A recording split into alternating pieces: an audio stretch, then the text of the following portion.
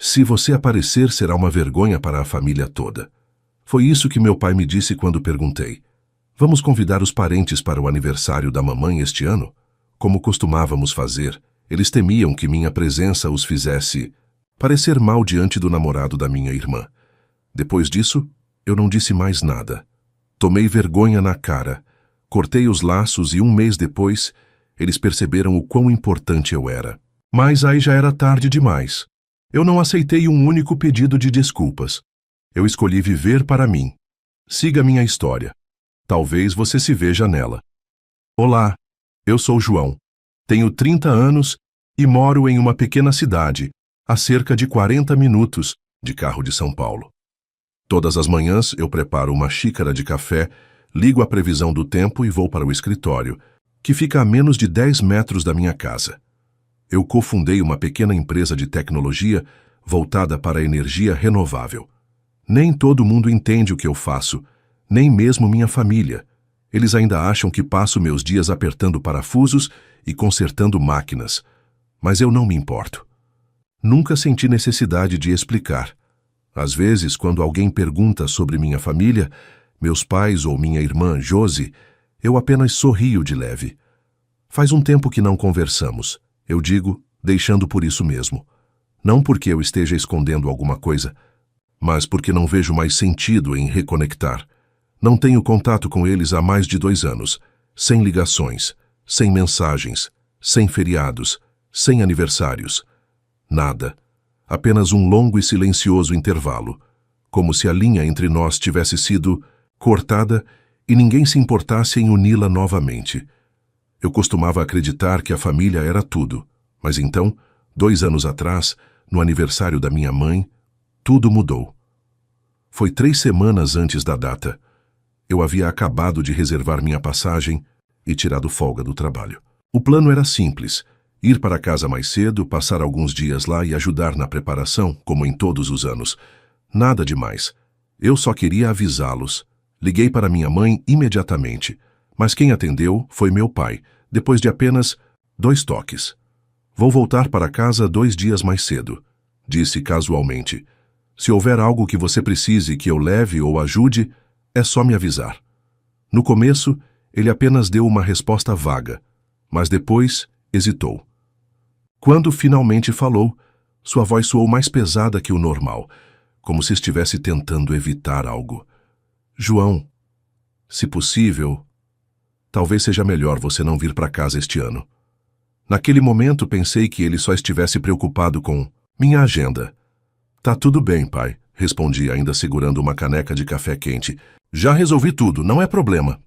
Houve uma pausa mais longa dessa vez. Então ele falou de novo, mais firme agora, mas também mais frio.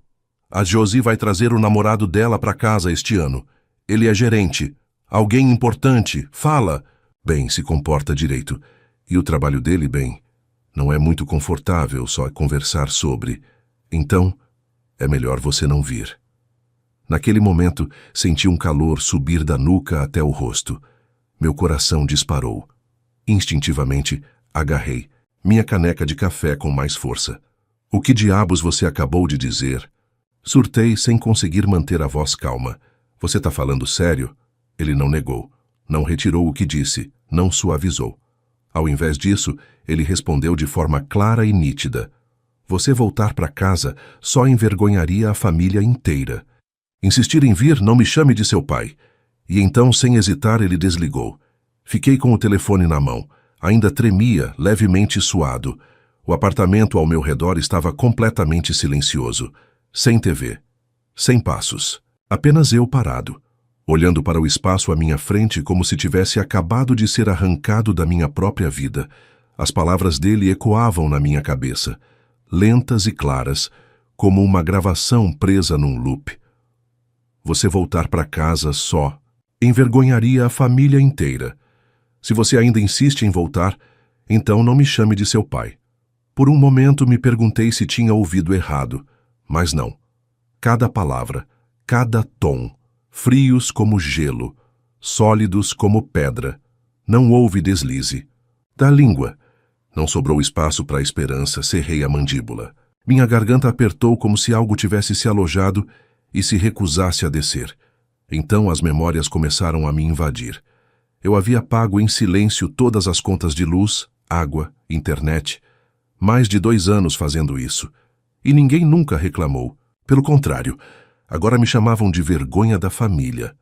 Logo depois peguei o celular. Minhas mãos ainda tremiam, mas minha mente começava a ficar fria. Abri o aplicativo do banco e rolei até o histórico de transações. Meu único objetivo era ver quanto eu havia gastado com a minha família nesses 2 anos. Conta de luz, conta de água, internet, todo mês, sem faltar um.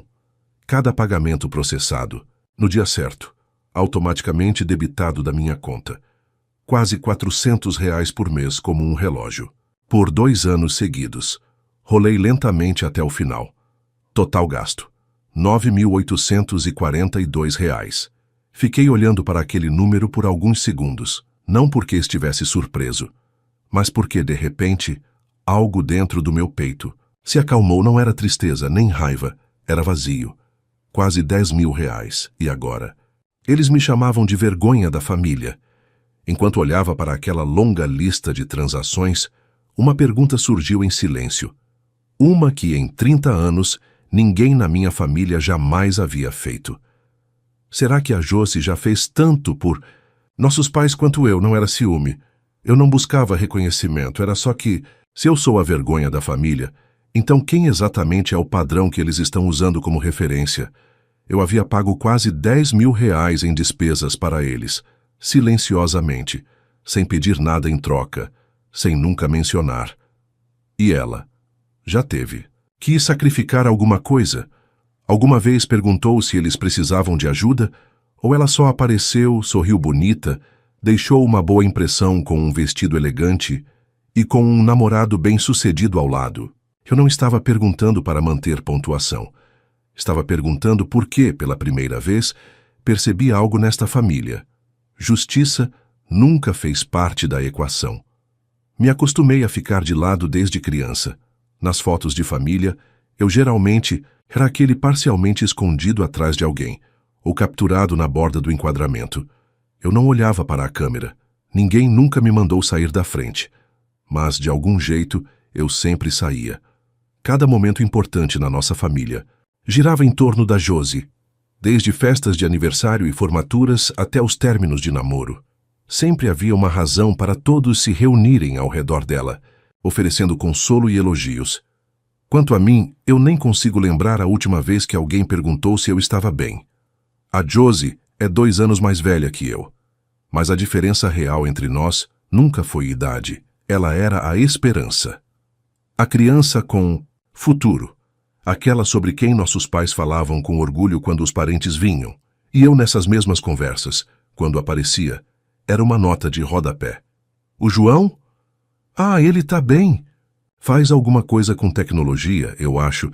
Eu costumava acreditar que se trabalhasse duro o suficiente, se ficasse longe de problemas, se cuidasse de tudo silenciosamente, então talvez um dia eles finalmente me veriam. Mas isso nunca aconteceu. Acontece que quando você se acostuma a ser invisível, ninguém percebe quando você se vai. Eu comecei a cobrir as contas de serviços públicos dos meus pais, eletricidade, água, internet, quase 2 anos atrás.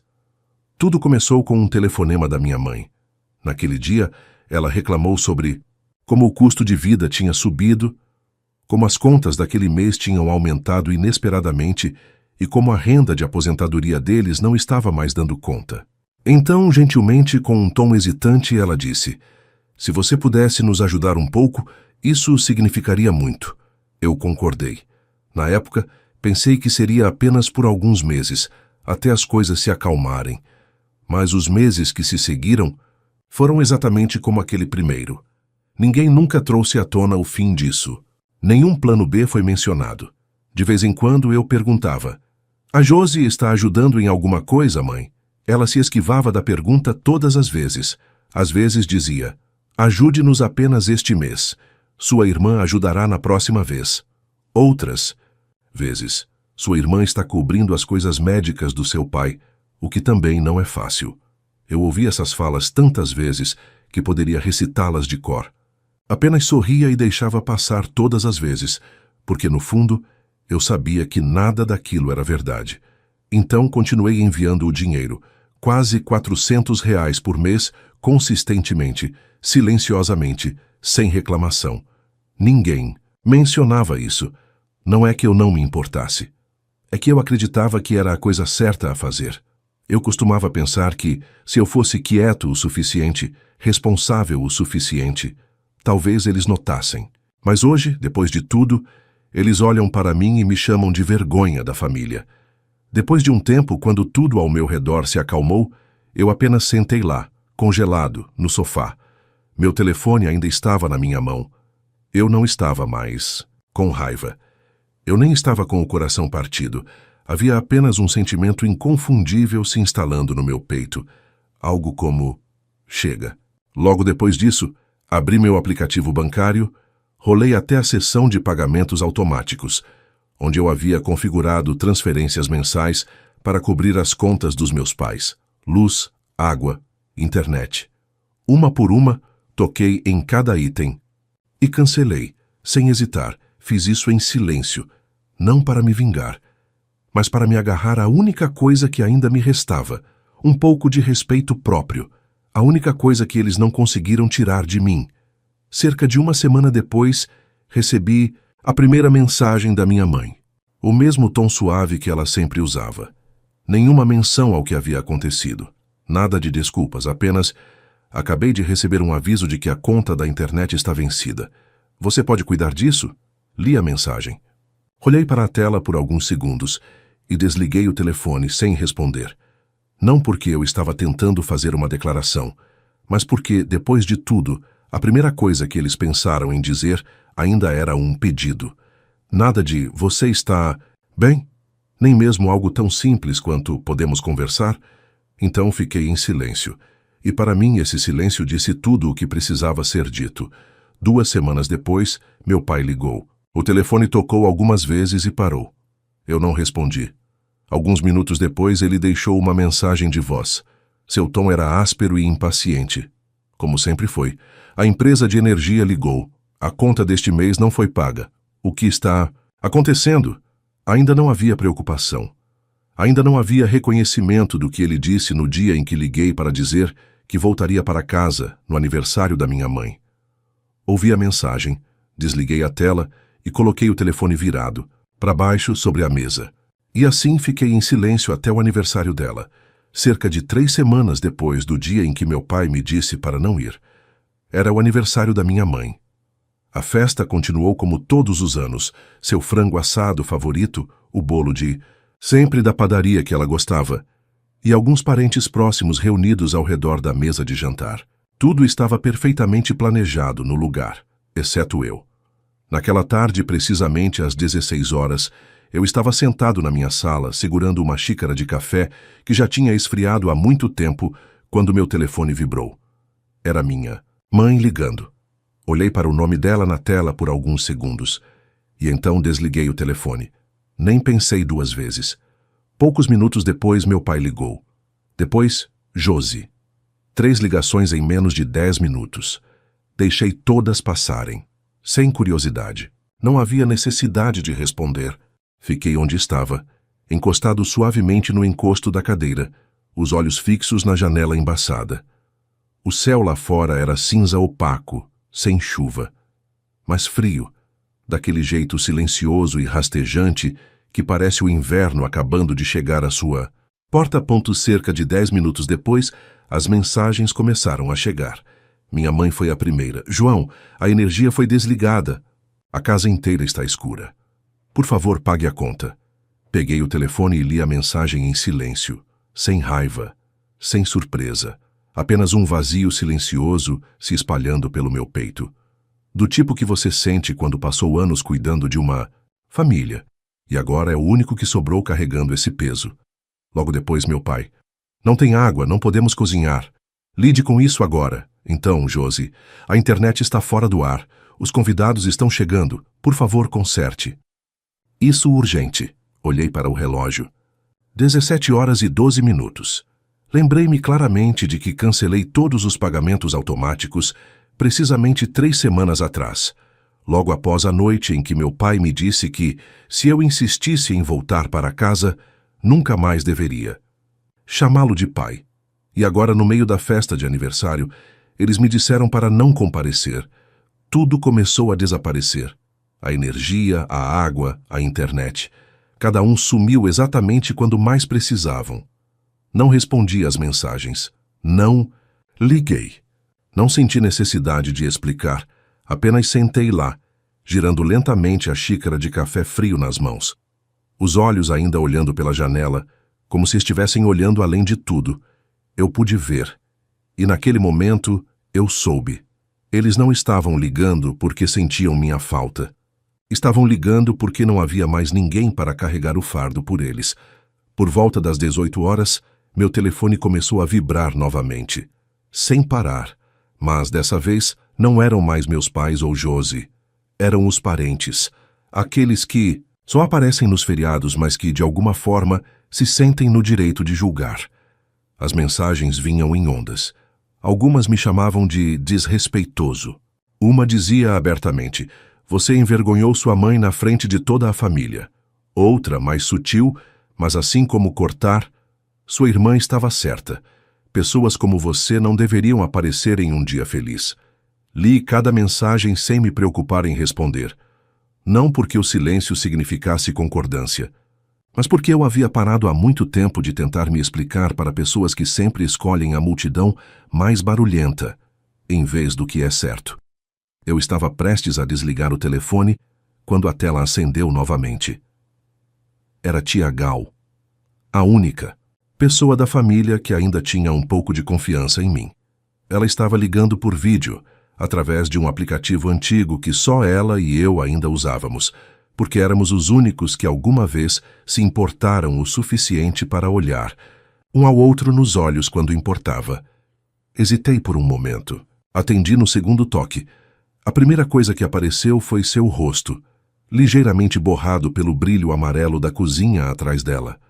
Um lugar que eu costumava conhecer como a palma da minha mão. Cada rachadura na parede, cada armário que rangia. Mas, esta noite, o quarto parecia diferente. Havia tilintar de talheres, risadas estranhas e conversas fiadas dispersas flutuando ao fundo. Ela olhou para mim através da tela, seus olhos suaves, mas preocupados. "Você está, Zé, não vou pagar." Sua voz não era acusatória, apenas suave, como se ela estivesse tentando descobrir o que estava acontecendo. Eu olhei em seus olhos e, quando finalmente falei, minha voz estava lenta, como se eu estivesse desenterrando algo que tinha enterrado por muito tempo. "Você sabe, tia, era o papai. Ele me disse para não vir." Engoli em seco. Ele disse que, se eu ainda insistisse em aparecer, eu não deveria mais chamá-lo de meu pai. Ela ficou quieta. Seu olhar mudou, como se estivesse examinando a sala atrás dela. E naquele momento, a chamada desceu para o caos. Ouvi minha mãe. Sua voz mais evidente agora cortando o barulho. "Diga a ele que tenho vergonha dele neste dia dentre todos os dias." Como ele pôde fazer isso? Então meu pai, ríspido e alto: "Não é tão sério. É só pagar algumas contas." "Que tipo de homem fica mesquinho por dinheiro?" Outra voz. Acho que era meu tio. Pobre Josi, tendo que lidar com um irmão. Assim, passos se aproximaram da câmera. Josi apareceu atrás da tia Gal, braços cruzados, lábios curvados em irritação. Ele até atendeu a ligação. "Mamãe está chorando." Ele se importa? Sério? Sem vergonha nenhuma. Eu não me importei. Não disse uma palavra. Apenas observei e fiquei em silêncio, como se fosse a única forma de autoproteção que me restava. Quando eu estava prestes a encerrar a ligação, outro rosto apareceu no lado esquerdo da tela. Um jovem, com o cabelo bem penteado e um terno escuro. Ele olhou para mim, um lampejo de confusão nos olhos, e então ofereceu um sorriso hesitante. "Ei, chefe", disse com a voz um pouco áspera, como se não tivesse certeza se aquelas palavras pertenciam àquele momento. Congelei. Meus olhos permaneceram fixos na tela e agarrei o telefone um pouco mais forte, sem nem perceber. Eu não esperava isso. Não ali. Não na mesma noite em que todos concordaram que eu era uma vergonha muito grande para ser convidado. Eu o encarei por mais alguns segundos e então tudo caiu na minha cabeça. O jeito que ele falou. Claro. Ele era um dos novos contratados, recentemente transferido da nossa filial do Sul. Nós trocamos alguns e-mails. Ele me enviou 2 relatórios, mas eu nunca tinha percebido que ele era o namorado da Josie, aquele que todos estavam tão ansiosos para impressionar. A sala atrás da tia Gal parecia prender a respiração. Eu a vi olhar por cima do ombro e, de repente, a cozinha ganhou vida com uma agitação nervosa. Então alguém, com a voz baixa, perguntou: "Espere, como ele acabou de chamar o João?" Outra voz seguiu incerta: "Chefe, isso significa que o João é o chefe do namorado da Josie?" Os sussurros cresceram como uma onda crescente, sobrepondo-se, inseguros. E eu continuei olhando para a tela, sem acenos, sem negação, só esperando para ver aonde aquilo ia dar. Naquele momento, o jovem se levantou ereto, olhou além da câmera, na direção dos outros na sala, e falou claramente: "Caso vocês não saibam, eu trabalho na Tecnosul Sistemas. O Sr. João é um dos cofundadores da empresa." Suas palavras soaram nítidas e inconfundíveis, altas o suficiente para cortar o barulho de pratos e murmúrios. A sala caiu em um estranho tipo de silêncio, não constrangedor, apenas atordoado. Eu ainda não disse uma palavra. Apertei os lábios e dei um leve aceno com a cabeça, uma confirmação silenciosa. Ele se virou para a tela. Os olhos se arregalaram um pouco, e eu disse calmamente, uniformemente, como se as palavras estivessem esperando: "Espero que sua grande introdução seja perfeita." Então desliguei. Naquela noite dormi profundamente, sem me mexer, sem correr, pensamentos sem sobressaltos, acordado no escuro, com velhas perguntas ecoando na minha cabeça. Pela primeira vez em anos me senti leve. Não por satisfação, mas porque, finalmente, eles sabiam quem eu era. No dia seguinte, antes que a luz do sol tivesse escapado completamente pelas cortinas finas, peguei meu telefone e verifiquei meus e-mails como sempre. Alguns lembretes de reuniões, algumas anotações da contabilidade. Então vi um nome que não reconheci no campo de origem: Ricardo Pettini. Abri o e-mail. A primeira linha me atingiu imediatamente. "Desculpe, eu não te conhecia. Era o namorado da Josie. Eu sempre respeitei você na empresa." Eu levantei uma sobrancelha, me recostei no travesseiro e continuei lendo. Ricardo escreveu que ficou genuinamente surpreso ao saber da conexão familiar entre mim e Josie. E então, sem desviar ou suavizar, disse: "Eu não esperava que ela fosse assim. Vou terminar esse relacionamento. Obrigado por não me colocar em apuros diante de todos." Coloquei o telefone no peito e fechei os olhos momentaneamente. Levei alguns minutos antes de reabrir a caixa de entrada e começar a digitar minha resposta. Devagar, claramente e sem enrolação. "Ricardo, esse é o seu problema. Não espero que ninguém tome decisões para ficar nas minhas boas graças. Pense com cuidado antes de fazer qualquer coisa, e para que fique registrado, não trago família para o local de trabalho." Cliquei em enviar. Não pensei mais. Nenhuma emoção persistente. Para mim, isso foi o suficiente. Algumas coisas, uma vez que estão claras, não precisam de mais nada. Por volta das 10 horas da manhã, eu estava encerrando uma reunião com os chefes de departamento e juntando minhas anotações, quando meu telefone vibrou no bolso. Peguei-o e vi o nome: Josie, minha irmã. Olhei para ele por alguns segundos e então recusei. Não por raiva. Não para fazer um ponto. Só porque eu estava cansado de desculpas que só aparecem depois que tudo já desmoronou. 5 minutos depois, uma mensagem chegou. "Me desculpe. Eu não pensei que o Ricardo mudaria assim. Você é o chefe dele. Se você dissesse algo, tenho certeza de que ele ouviria. Por favor, fale com ele. Peça para ele voltar para mim." Depois de ler, aproximei-me da janela do corredor e encostei-me ao vidro. Releio a mensagem e digitei minha resposta. Não longa, não curta. Apenas o suficiente para ela entender. Ricardo não foi embora porque eu disse a ele para ir. Ele foi embora por causa de como você vive.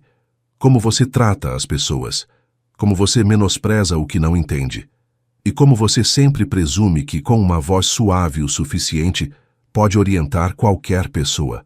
Apertei enviar, coloquei o telefone de volta no bolso e voltei para minha mesa. Mas menos de 1 minuto depois outra mensagem chegou. Sei que estraguei tudo desta vez. Quero mudar. Por favor, acredite em mim, só desta vez. Eu não respondi. Li. Fiquei sentado com aquilo por um momento. Mas nada se mexeu dentro de mim. Não porque eu não me importasse, mas porque finalmente entendi. Às vezes, a distância entre duas pessoas não está no pedido de desculpas. Está no momento em que o pedido de desculpas vem. Silenciosamente, apaguei a mensagem. Não deixei nada para trás e voltei para a vida que ainda estava acontecendo. Uma semana depois, em uma tarde de sexta-feira, assim que voltei para casa vindo da garagem, congelei ali mesmo, na varanda, onde meus pais estavam. Parados na porta da frente, rostos marcados pelo cansaço da viagem. Não perguntei por que eles estavam ali, porque se tivessem vindo de longe para me ver, não era apenas uma visita casual. Abri a porta e os deixei entrar. Sem tensão, sem polidez forçada. Apenas uma decisão simples. Eu não queria ter aquela conversa lá fora. Nos sentamos na sala de estar. O chá na mesa ainda estava fumegando. Meu pai falou primeiro. Ele se desculpou com um tom mais calmo do que o normal. Minha mãe acrescentou dizendo que eles haviam pensado sobre as coisas. Talvez eles tivessem ido longe demais e que não era para as coisas nunca terem chegado a esse ponto. Fiquei em silêncio. Não interrompi. Apenas escutei para ver se aquele pedido de desculpas era realmente o fim de algo ou apenas o começo de outra coisa. E como eu esperava, o tom do meu pai mudou. Somos uma família, João e a família se ajudam. Nós criamos você, mandamos você para a escola. Tudo o que você tem agora, uma parte disso vem de nós, certo? Olhei para ele. Minha expressão não mudou, mas minha postura se endireitou um pouco. Então minha mãe falou com a voz suave, como se estivesse dizendo algo completamente razoável. Se você pudesse nos dar cerca de R$ 2.000 por mês, apenas um pequeno apoio. Não é muito para alguém como você. Olhei para as duas. Pessoas sentadas na minha sala de estar. As mesmas pessoas que uma vez me expulsaram de uma reunião familiar porque acreditavam que eu era uma vergonha. E agora elas estavam sentadas na minha casa, colocando um preço no pedido de desculpas. Um preço concreto, R$ 2.000 por mês. Porque eu era filho deles. E para eles, meu sucesso não era meu. Era uma dívida que eu devia a eles. Depois do pedido deles, soltei uma risada. Não alta, não sarcástica, apenas uma risadinha suave, do tipo que você dá quando alguém conta uma história que não faz sentido. Olhei para meus pais. Seus olhos estavam fixos em mim, esperando. Tenho quase certeza de que esperavam que eu concordasse com a cabeça. Mas eu não estava com raiva. Eu tinha chegado longe demais para ser abalado por coisas assim. Me inclinei para trás na cadeira, voz firme e clara. E quanto a Josie, quanto ela vai contribuir a cada mês? A sala pareceu parar naquele momento. O ar ficou tenso. Meu pai olhou para minha mãe. Ela respondeu lentamente, a voz baixando um pouco. O trabalho da sua irmã ainda é instável, e o término com o Ricardo a afetou. Assenti gentilmente. Eu não fiquei surpreso. As mesmas velhas razões, envoltas em palavras que soavam, empáticas, mas que eram apenas desvios. Levantei meu olhar, olhei diretamente para eles e respondi. Se ela concordar em sustentá-los com R$ 2.000 por mês, eu farei o mesmo. Nem mais nem menos. Eles não disseram uma palavra. Apenas me encararam como se estivessem tentando descobrir se eu estava falando sério. Continuei calmamente. Ou se vocês quiserem que eu pague o valor total, vou precisar de algo por escrito. Um acordo legal confirmando que depois que vocês dois falecerem, a casa pertencerá a mim. Integralmente. Fiquei sentado quieto depois disso, sem pressão, sem mais explicações, apenas esperando para ver como eles reagiriam. Agora, pela primeira vez, eu era quem definia os termos para algo que eles sempre presumiram ser apenas meu dever. Assim que terminei de falar, a sala mergulhou em um silêncio pesado e denso. Então, de repente, meu pai se levantou de um pulo, bateu a palma da mão na mesa de madeira, fazendo com que a xícara de chá tombasse. Seu conteúdo derramou pela borda. Sua voz rugiu pela sala, o peito subindo e descendo de fúria. Você está impondo condições para seus pais? Nós o criamos por mais de 20 anos e agora você quer nos dar um trocado assim? Que tipo de vida você está vivendo, hein? Ele estava gritando tão alto que eu não ficaria surpreso se os vizinhos ao lado tivessem ouvido cada palavra. Eu não me mexi, não vacilei. Apenas sentei lá, as mãos apoiadas nos braços da cadeira. Meus olhos se fixaram nos dele. Não frios, mas não mais suaves. Esperei que ele terminasse. Então me levantei lentamente. Minha voz saiu baixa e calma, mas clara o suficiente para cortar a tempestade que ele havia acabado de desencadear. Acho que vocês dois deveriam sair da minha casa. Não foi uma ameaça. Não foi dito com raiva. Foi simplesmente um pedido de alguém que havia chegado ao limite do que o respeito poderia oferecer. Ninguém disse mais uma palavra. Apenas o som da bagagem arrastando pelo chão de madeira e a porta clicando ao fechar atrás deles. Mais silenciosa do que tudo o que eles tinham deixado para trás. Dentro de mim, já faz 2 anos desde a última vez que os vi aqui na minha própria casa. Eu não bloqueei seus números. Eu não mudei meu e-mail. Eu não os cortei completamente. Eu apenas parei de entrar em contato. E esperei. Esperei para ver se, quando eu não fosse mais a sombra do dever e da obrigação, eles ainda me veriam, como parte da família. Nesses 2 anos, não houve nenhuma ligação. Nenhuma mensagem perguntando como eu estava. Nenhuma menção de aniversários, saúde, ou mesmo um simples "como você está?". Eu costumava acreditar que talvez um dia eles mudassem, mas eu vinha a entender que nem todo mundo muda, especialmente aqueles que nunca acreditaram que estavam errados para começar. Eu ainda moro aqui, ainda trabalho no mesmo lugar, ainda sigo com a vida do mesmo jeito. A única diferença é que não me deixo mais me tornar em um cartão sem limites. Disposto a dar, disposto a ser ferido. Tudo em nome do dever. E se há uma coisa que tirei de tudo isso, é que esta família não é um lugar onde as pessoas podem exigir sua gentileza e chamar isso de amor. Uma família de verdade é onde você é visto como uma pessoa, independentemente do que você tem a oferecer. Não como uma carteira, não como um backup, não como o último recurso quando tudo desmorona. E antes de fechar este capítulo, quero perguntar uma coisa a você. Eu estava errado em escolher não voltar atrás. Por dizer não ao apoio aos meus pais com R$ 2.000 por mês, mesmo que eles sejam mais velhos agora, mesmo que eles tenham me criado, eu costumava acreditar que a família poderia curar tudo. Mas depois de ser tratado como um estranho na minha própria casa mais vezes do que posso contar, eu escolhi me levantar e sair desse ciclo. Eu estava sendo frio? Ou talvez eu estivesse finalmente aprendendo a me amar na hora certa? Compartilhe seus pensamentos aqui abaixo nos comentários. Eu realmente quero ouvir de você. Se você concorda ou vê as coisas de forma diferente. Se a história significou algo para você. Não se esqueça de clicar em gostei e se inscrever para apoiar o canal. Ainda há muitas histórias esperando para serem contadas, esperando para serem ouvidas. Se você tem uma história assim, parecida, ou não, conta aqui pra gente, podemos contar lá aqui se você quiser. E não esquece, deixa também um comentário com uma classificação de 1 a 10 para mostrar o quanto você gostou. Obrigado por ficar até o final. Se cuide e nos vemos na próxima.